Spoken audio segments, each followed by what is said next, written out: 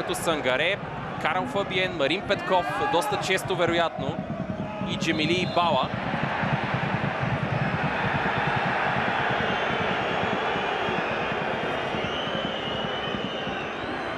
Жълт картон, на който получава Келиан Ван дер Кап заради закъснелите му действия срещу Владимир Николов. Ясно се видя колко високо бе кръка на Келиан Ван дер Кап в тази ситуация. Ясно се видя и това задържане тук от страна на Варела срещу Мустафа Сангаре.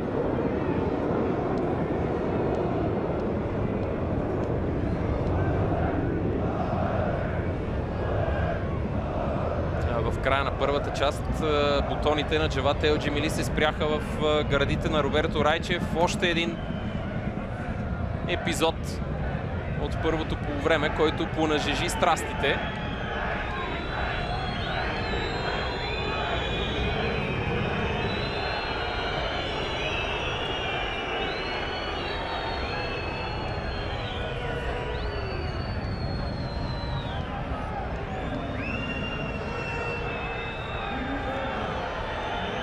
Един от най-проблемните наставници на противников тим за Левския, Златомир Загорчич, през последните 10 години. Ясно е, спечеления финал за купата през 2018 година след изпълнение на Дуспи отвори най-широка рана в съзнанието на привържениците на Левски от Златомир Загорчич.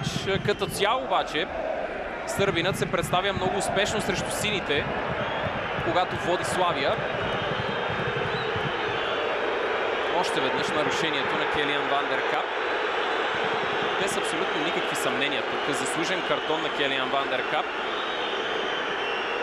И късмет за него, че контакта между защитника на Левски и Владимир Николов не бе още по-опасен за централния нападател на белите, когато вече можехме да говорим и за по-сериозна санкция за играчът с номер 5.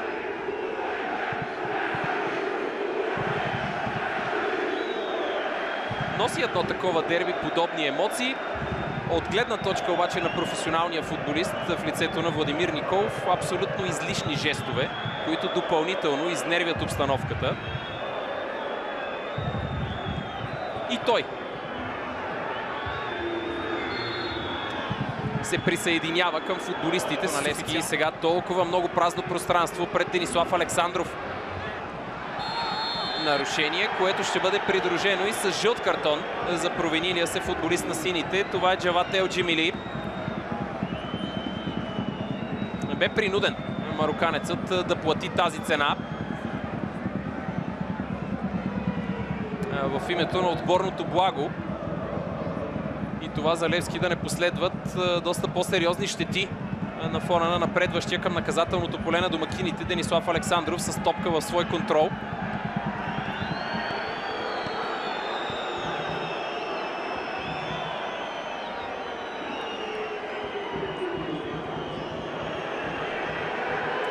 Обаче при падането си на тревата Денислав Александров не получи проблем в областта на рамото.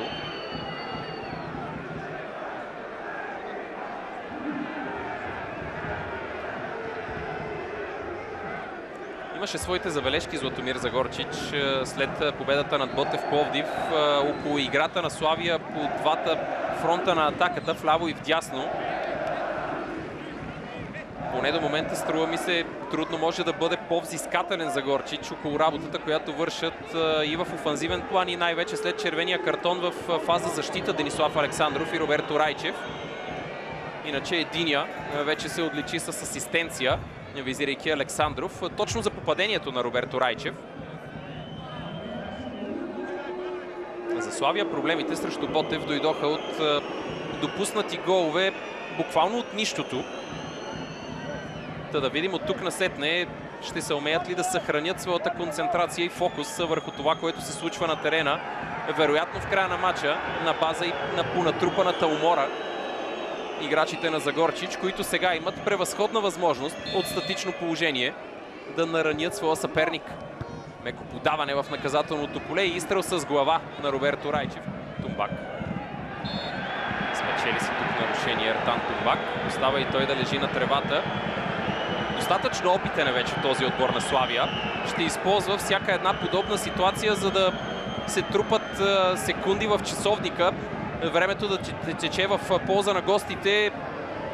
За справка, ситуацията от преди малко с Владимир Николов. Едно забавяне на игровите действия от около минута, минута и половина и как мигновенно след това Славия се умя да изнесе топката в противниковата половина или най-общо казано Устерман Алевски да бъде притъпен. Найчев, който вече е на около метър от аут линията, продължава да владее до момента, в който е фаулиран. Бе надхитрен в тази ситуация, Одири категорично надигран от Роберто Райчев. Още тук използва ръцете си десния краен бранител на сините, след което продължи да го прави. Усетил контакта Роберто Райчев след страхотното подаване, което получи от Варела. Извлече максимума от тази ситуация. Падна на тревата. Пряк свободен удар за гостите.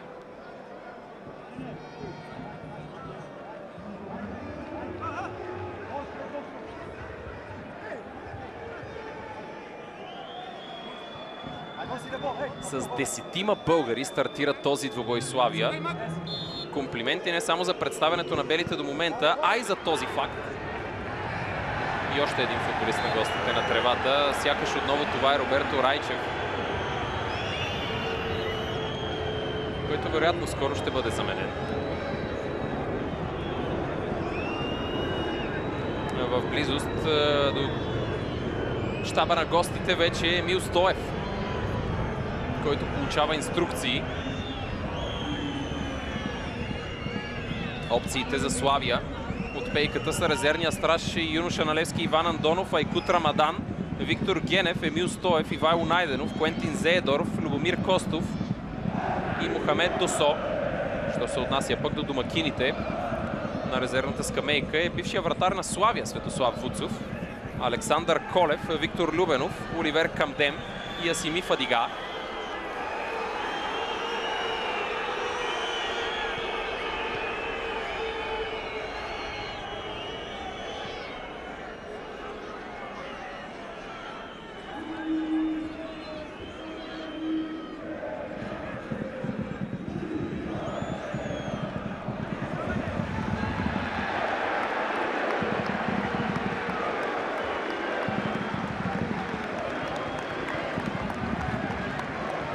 Проблеми за футболист на белите.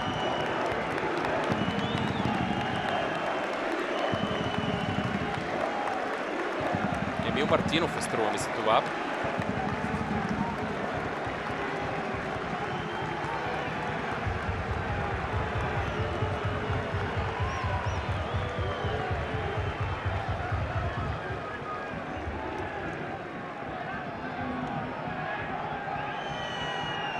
Това пък спиране на играта ни дава възможност да погледнем към сектор Б.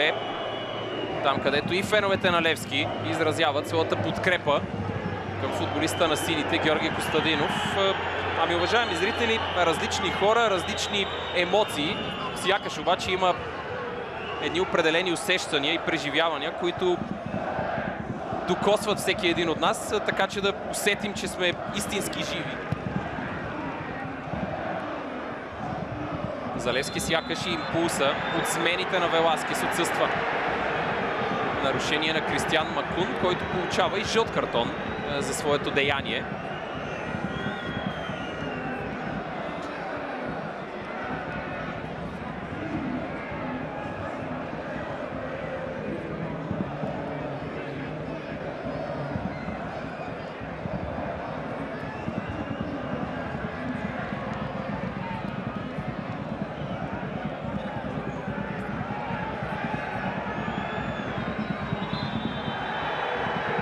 В който сякаш всичко до момента се развиваше по вкуса на Левски.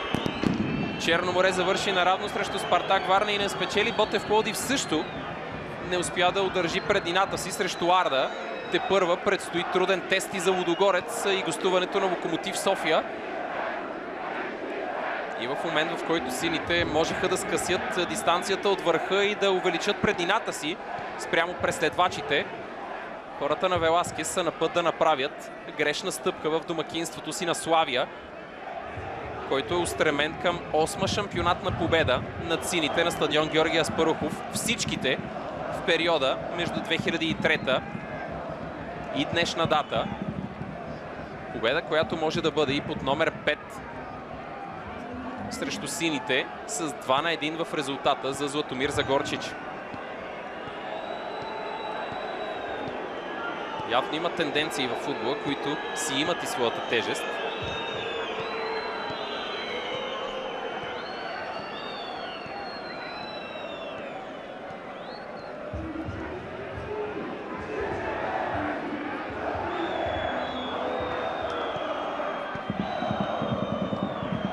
Подкрепата за гостите в днешния неделен слънчев следобед. Толкова мрачно изглеждаха нещата в Славия в края на 2024 година. Онези престрелки и спорове задочни през медиите между наставника Златомир Загорчич и президента Венцислав Стефанов. И вижте само начина, по който Славия стартира новата година. Впечатляващо. Без загуба, 2 победи, 2 равенства и малко повече от 10 минути, които делят белите от това да си тръгнат с победата от гостуването си на стадион Георги Аспарухов. Няма нарушение в тази ситуация. Топка в краката на Макун отне, след което бе фаулиран. Сякаш, за да не остане по-назад. И Емил Стоев получава официално предупреждение. Жълт картон и за човек от медицинския щаб на Славия, който сякаш влезе на терена без да има изрично позволение за това от главния арбитър Кристиян Колев. Да, дори да говорим за удар в главата. Без значение дали става въпрос за футболист, човек от двата щаба, медицинско лице. Всяко едно влизане на игрището се случва след неминуемото позволение от главния съдия. Такова очевидно нямаше от Кристиян Колев. Тук вече тези чисто тактически и базирани на база на опита и рутината намерения на Славия да печели време и да не позволява на Левски да изравни резултата, преминават малко в една друга граница. Малко по-балкански, типично по-нашенски.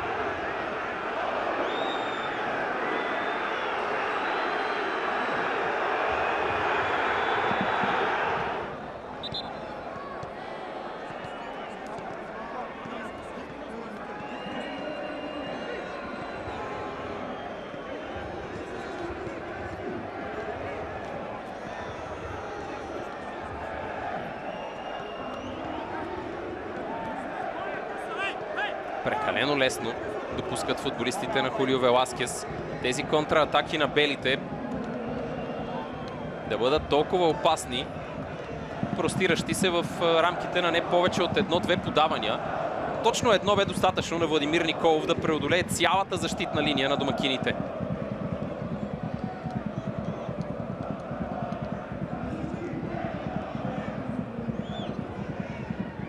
Какво следва от тук насетне за двата отбора? Удобен момент да погледнем към това. За Левски визита в Кърджали срещу Арда. Домакинство с Ботев Пловдив. Матч с ЦСКА 1948. Визита в Стара Загора срещу Берое. Домакинство на Черно море и гостуване на Септември. Програма, която трудно може да бъде окачествена като лесна. Що се отнася пък до Славия, всичко ще стартира у дома срещу Берое. Гостуване на Тича срещу Черно море, домакинство на Септември, визита в дерби срещу Локомотив София и мачове с Ботев Враца и Локомотив Пловдив. Това остава за двата тима до края на редовната фаза от шампионата, очертаващия се успех за